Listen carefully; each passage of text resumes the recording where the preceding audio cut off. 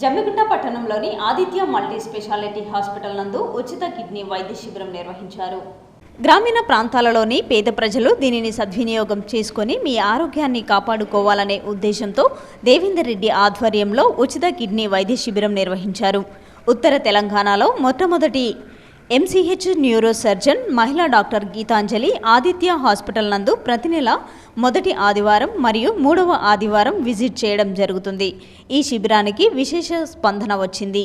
ఈ సందర్భంగా డాక్టర్ గీతాంజలి మాట్లాడుతూ చాలా వరకు మనకు సరిపడా వాటర్ తీసుకోక కిడ్నీలో రాళ్లు రావడం, మూత్రంలో ఇన్ఫెక్షన్లు జరగడం జరుగుతున్నవని పేషెంట్లకి సలహాలు, సూచనలు, జాగ్రత్తలు తెలుపుతూ కొంతమందికి మందులు రాసి ఇచ్చారు.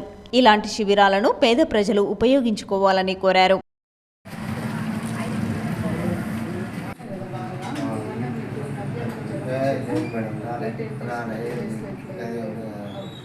ఒకసారి నార్మల్ టెస్ట్ రాస్తున్నాను, జ్వరం, షుగర్ ప్లస్ కిడ్నీలు పంతొమ్మిది రాస్తున్నాను. దాంతోపాటు ఒకటి స్కానింగ్ కూడా చేయించుకోండి. ఎందుకంటే మీరు కిడ్నీ దగ్గర ఇక్కడే చెప్తున్నాను. అయినా కూడా షుగర్ పేషెంట్ కాబట్టి ఖచ్చితంగా కిడ్నీ ఇన్వాల్వ్ అయ్యే ఛాన్స్ ఉంటుంది షుగర్ ఉన్న వాళ్ళకి. సో అందుకని మీరు ఎట్లయితే షుగర్ టెస్ట్, బీపీ టెస్ట్ 6 నెలలకు ఒకసారి చేయించుకుంటారు, అట్లనే కిడ్నీ టెస్ట్ కూడా చేయించుకోవాలి.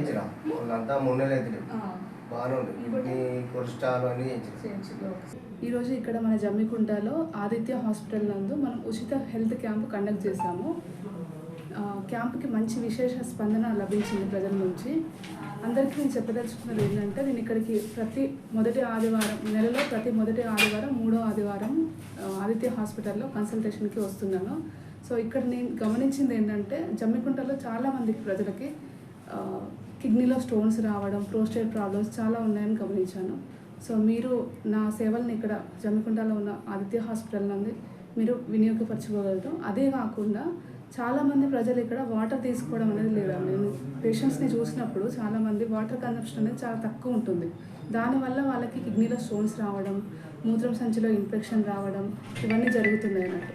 సో కొంచెం అందరూ శ్రద్ధ తీసుకొని వాటర్ కన్సంప్షన్ సరిగా తీసుకోవడం వల్ల వాళ్ళ కిడ్నీలను వాళ్ళు కాపాడుకోవడంలో వాళ్ళే సహాయం చేసుకోగలుగుతారు.